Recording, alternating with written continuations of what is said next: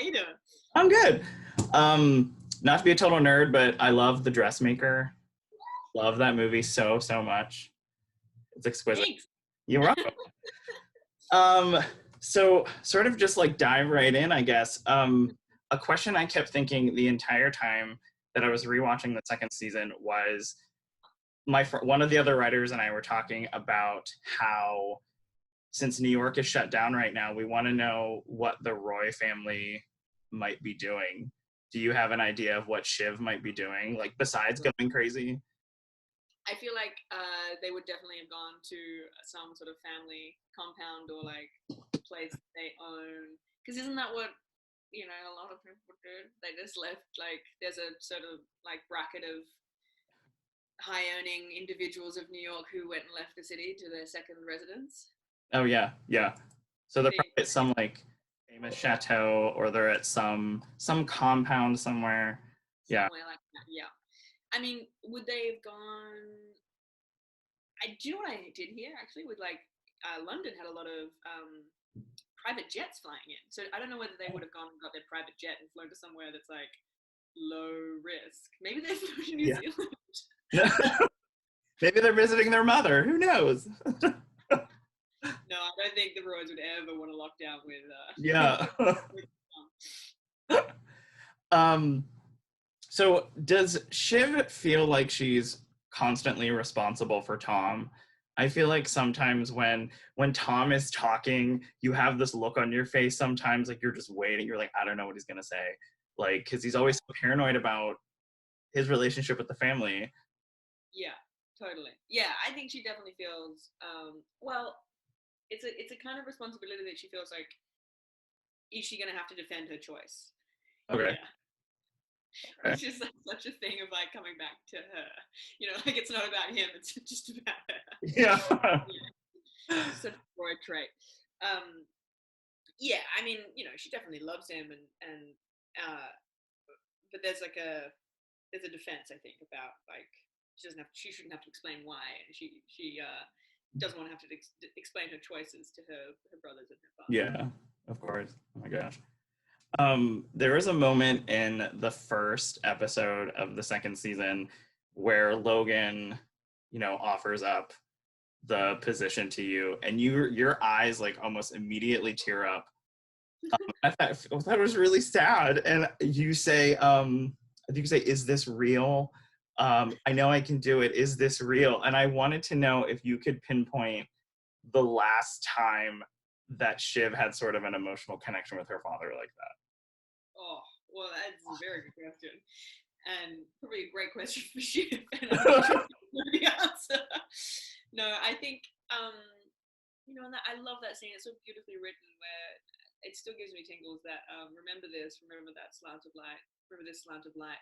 Such a beautiful way to describe a moment, and it's also really indicative of what kind of person Logan Roy is. That he's still controlling the narrative in a way, even like controlling your memory of something. Like, remember, I want this. This is how I want you to remember something. Mm-hmm. Even if I change my mind later, it will find it difficult to read through what your memory of this moment was, because it feels honest. Yeah. Yeah, and I wonder when I don't think any time during her wedding she would have had any kind of meaningful emotional connection with her dad. Yeah. It would have been a long time ago. Oh, that makes me so sad. There are these like tiny little moments between the characters where I feel like the audience is like, there's like tiny moments of like legitimate humanity, where like the moment where you hug Kendall, where he's like broken, and you hug him and you take a moment and you're like, hey, what the F is happening? So yeah, or like when Roman we're all sitting on the boat and Roman's like, hey, maybe we could talk like a family after this. Talk about it, and we just we can't deal with it. Like, shut him down. Yeah. Places. Yeah. Oh man. Can you tell me what it was like to go toe to toe with Holly Hunter? Those scenes are so good. Those are like some of the best scenes of the entire season. Oh, it was so amazing. Like, what a terrifying prospect to wake up in the morning to know you have to go do that. To today after work, like during work. Amazing. Like it was so great. And she's so lovely and cool and just so chill. And we were shooting up at Lake Placid at that point for one of these scenes. And I remember like that was the first major scene we did together. And I remember, like obviously know all my lines, know what I'm doing for this scene. We're doing the scene. I'm halfway through and I went, as Holly Hunter. Completely dropped, like completely blanked, lost my line. And I saw that I would have to confirm with her, but I'm pretty sure she knew exactly what had just happened. She saw me go like like a little bit spare. Yeah. And then I'm just gonna have to call for a line. What's my line? Okay, yeah, back on track. And we just right. Well, because I had sort of wondered, especially when I was rewatching some of the stuff, I was very conscious of, I was like, the only like female blood relative in the family, like Jerry's there of course, but she's not part of the family, or there's like other girlfriends and stuff that are there, that are not technically part of the family. And I had actually wondered maybe if Shiv could actually learn anything from Rhea, because she has this line with that scene where you guys sit down together and she says, I know what it's like for you to like fight your way to the top. And I had actually wondered if maybe Shiv would have even just like a little bit of respect, even though she has to like take her down so many notches. Oh yeah, definitely. I mean, definitely as a and that's so easily what Rhea can prey upon in terms of like setting herself up as a mentor.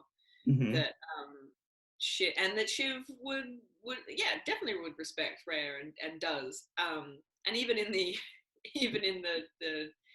two-sidedness, I mean, like she would respect that still. Like she would come away from that going, like absolute expletive, right. But also, damn, I could learn something. You just take what you want from her and still take her down. That's it. Yeah, which is exactly what she did to me. Yeah. One of the best scenes of something beep. One of the best scenes that I'm sure everyone is talking to you about is the beach scene between you and Tom, where he actually says to you, I'm unhappy.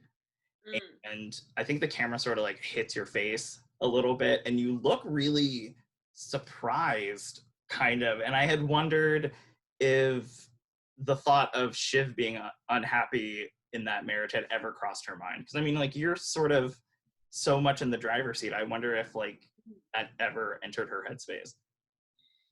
I think she pushes so much down. Like I think she represses quite a lot. That she and she's quite good. I think all the Roy kids probably are quite good at hiding things from themselves. Like like Roman has a sexually dysfunctional relationship, but he would never admit that, or he would like know that deep down, but also just like no, all good.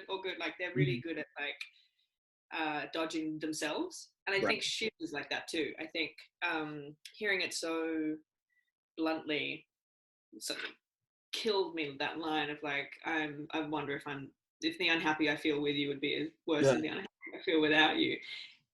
I mean, and Jesse's like so brilliant. Like we were talking about that scene. He's like, how does that feel? I was like, well, I feel like I still, the first draft, I feel like Shiv still wins. Like she still wins the scene. She's let off the hook in a way.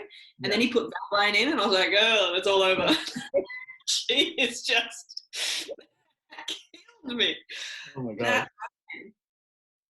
And he'd said that in like, we're on rehearsals, so on set for something else, the previous episode. He was like, well, what if it was something like, this is the basic version. And he just said that. And I was like, that sounds about right. And then it went in and it's like, that's just so bluntly simple that it's perfect. And the simplicity is probably what makes it the most devastating. Yeah. The simplicity, particularly for Shiv, I think she's probably quite good, and all the Roys are, and I guess that level of deception within themselves and with each other, being super simple is maybe the only thing that gets through on a deep level. Oh gosh. Let's sort of talk about, I mean, you can't really talk about any of the Roy family members without really talking about how manipulative they are. The scene that you have in the park with Kira where you're basically like, you should testify, but this is what's going to happen. I was so struck by how calm you are, and it made me sort of think that Shiv is able to maneuver a conversation maybe a little bit differently than someone like Roman or someone like Logan, who may have a bigger spike in like emotion or reaction. Do you think she may have any, like deep down, have any sort of reservations about telling her that? I don't know. No, I think, Oh, yeah, it's fascinating because like I think she genuinely, her like angle on that is, if she testifies, it's not great, right. but I've still done my job. That's true. I did the best I could. So I'm like, so she's just as much protecting herself in that scene as she is seemingly trying to protect Kira. Yeah. Because she's being like, she is telling her the truth, and that's like, I think, sort of the genius of it, and also the genius of what like Shiv tends to do, which is like coming from the writers, is that she can be quite honest and upfront about things. Like, you know, I want to open the marriage up. I want to, and part of that is like being what's that word? Brené Brown uses it. The sort of like the overshare vulnerability. Uh-huh. Is like, which is actually not vulnerability at all. Mm-hmm. It's not true vulnerability because it's still a defense. Mm-hmm. And I think that's kind of what she's doing in this, is like, you can make your own decision, but I'll just give you, but you need to have all the information to make your own decision. Except that she's very cunning and sly, Shiv, so she gives all the information except for this tiny little shadow of, she just pitches it in a different kind of way. But it is true. All the things that she says are true, which just makes it easier for me to act. Right. Because it's true.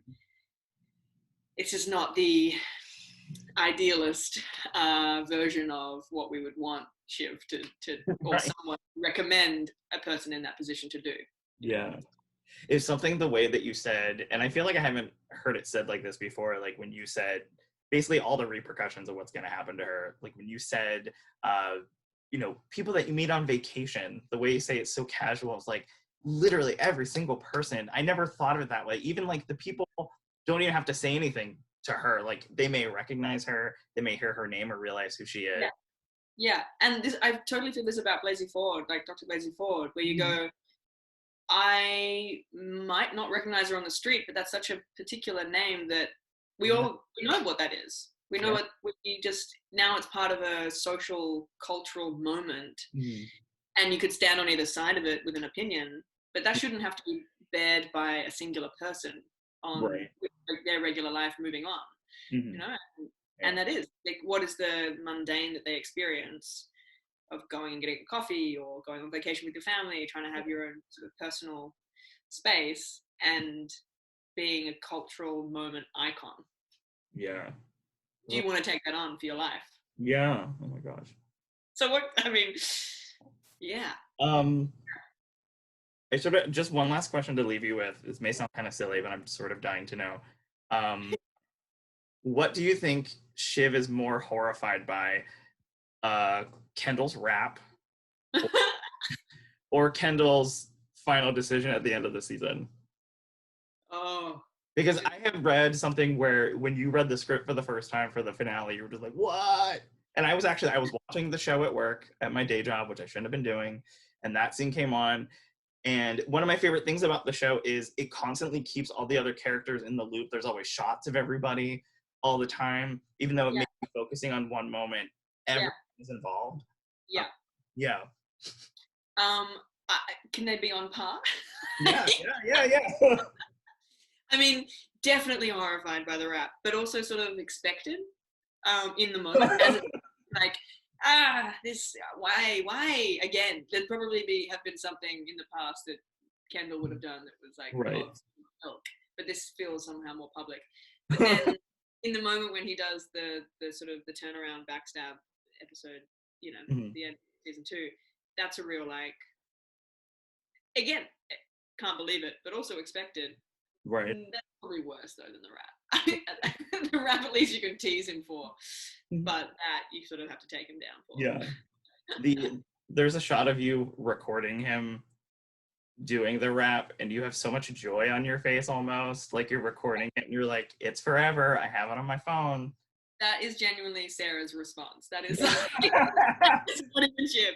I could totally tell. I was like, this is like recording gold on your phone. Yeah. Yeah. I was using my prop phone and was like, I'm just recording. I'm recording all Yeah. of it. Jeremy, bless him. He's so wonderful. He was like, this is so strange, this whole rap situation. I want the honest, immediate reactions from Karen and Sarah and everybody else watching. Because we were the only ones who had scripted reactions. Oh, okay. So I want their first reactions covered, if possible. Like, don't worry about getting my coverage so much first. We did, and my scripted reaction is very different. My scripted reaction was like, "Oh, rolling eyes, I can't believe this." Stop. It was like pure elated joy watching that rap. It's so good. It's so good. I love it.